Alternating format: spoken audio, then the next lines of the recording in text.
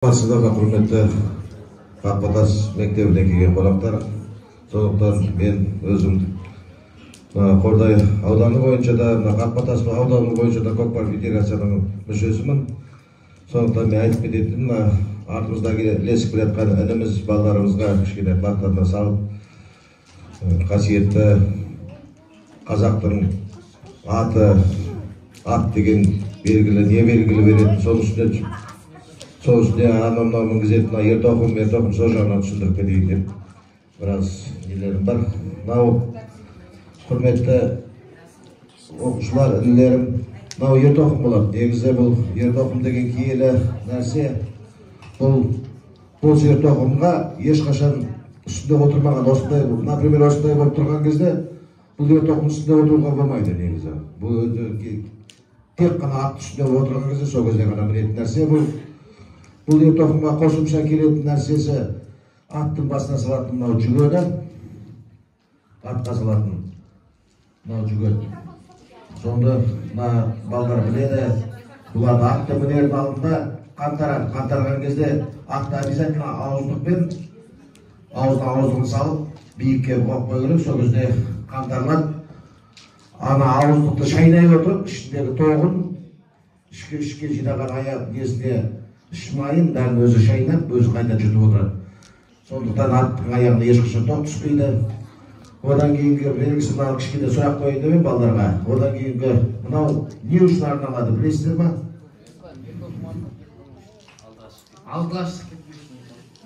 Дұрыс айтасың. Бұл құйысқан деген. Бұл құйысқан мақсат атқарады. Бұл таулы аймақтарда ертоқым алдыға жылқының бойына шығып кетпеу үшін мынау жібермей отырады специально. Сайға төмен қарай шауып, төмен қарай желіп түсіп баратқан кезде. Одан кейінгісі мынау несі бұл? Дұрыс айтасың. Мынау ертоқым ұстап тұратын тартпа, оның астында міне тоқымы бар, тоқым астында желдігі бар. Желдікті негізі атқа не үшін салады? Дұрыс айтасың. Негізі специально тоқымның астында ішкілігі кигізден жасалады. Кигіз деген апаларымыз жасап отқан жүнден, бәрі сондайдан жасалатын нәрсе. Бүйім бұл ешқашан аттың арқасын қыздырмайды.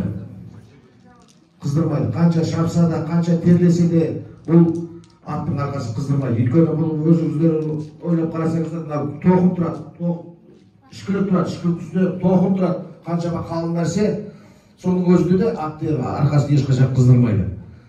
Соған арналған, ол әрбір бұл сондай киелі нәрсе, әр азаматтың үйлерінде тұратын нәрсесі. Ол мынау шабандоздың қолына ұстайтын қамшысы. Бұл қамшысыз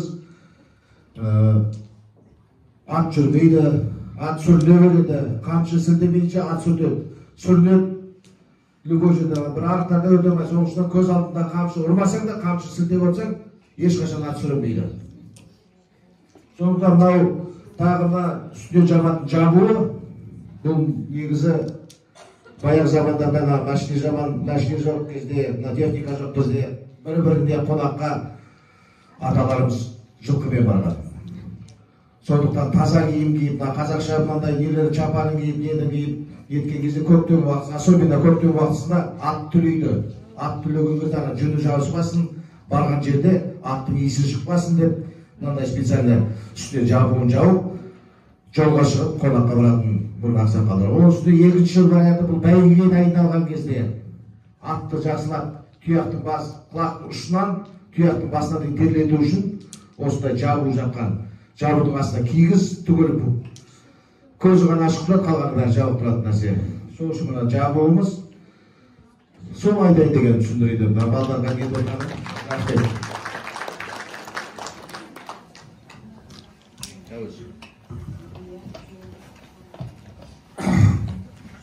Домбыра мұнша шешен болдым, неге күй толған көкірегіңе, шежеңе, сыр қозғап ғасырлардан ғасырларға саусағын тиіп шегіңе деп. Біз мына домбыра киелі домбыра болған, екі перне Olsun sizlerге bir әнмен орындап берсем, жастық шағына ада Кенен атамыздың жастық шағын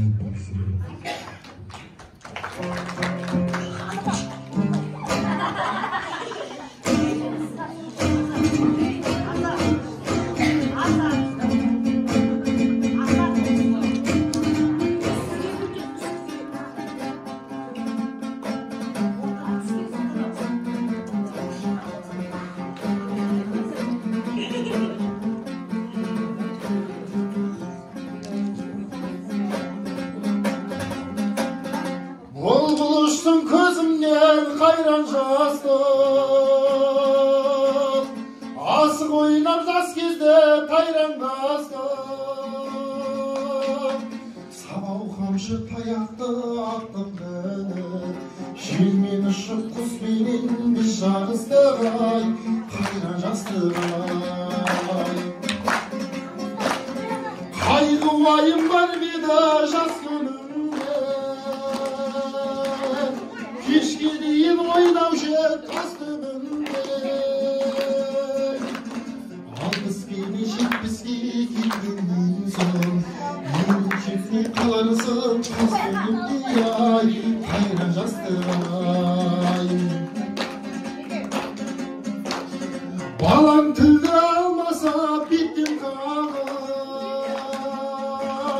келін тілді алмаса келбес қағып. Кемпіріңде соларға қосылып, отырарсың амалсыз жалғыз қалып ай, қайран жастық ай. Жақсы көріп бергенді алғым келмес, бет алдына ерігіп жүргім келмес. Жасың жүзге жеткен соң жаның тәтті, қара жердің қойнына енгім келмес ай, қайран жастық ай. Жасың жүзге жеткен соң жаның тәтті, қара жердің қойнына енгім келмес ай, қайран жастық ай.